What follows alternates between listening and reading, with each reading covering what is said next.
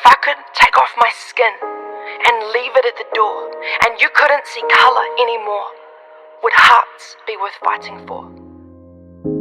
Black lives matter. How many more hearts need to shatter before we turn the page and start a new chapter? Slavery was abolished. They printed that in the news. But the headlines I'm reading show that that is far from the truth, because people are still captive to their skin color, of which none of us can choose. I understand the thought that may cross some minds, the thought of, I don't need this in my life. But if you live in this age and time, then you cannot not fight. It shouldn't be a privilege to have skin that is white. And I recognize that if any one of us stays silent, then we all lose this fight. Because ignoring it is as bad as condoning. Looking away the same. How much more blood needs to be spilled? Will Smith said, racism is not getting worse, it's just getting filmed. That's because this is not the first time that a black person has been killed. It's happened over and over and over again. They say repetition is like the definition of insanity. So what is that saying?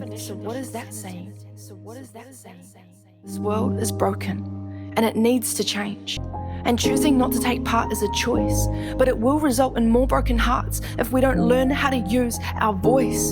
So I'm calling on every color to make some noise in the direction of racism. Now is not the time to be afraid or complacent. Now is the time to stand on the same side as this statement. Black lives matter. This cannot become another forgotten headline. This is the point where we all need to rise and draw the line.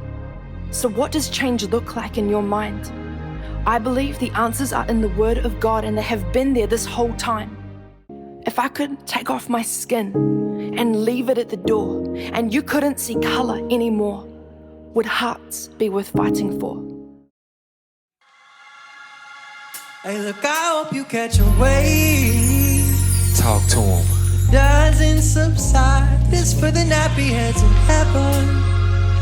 The nappy head Christ by their side. I pray you catch a wave. Yeah. Doesn't subside. This for the nappy heads in heaven. The nappy head Christ by their side. Cause the world can be toxic, especially when your skin look like chocolate.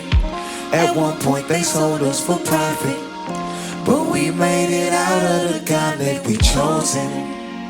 So you are in the position where you can say, me responding to this negativity, how is that going to be a positive impaction on my life so that I can impact others?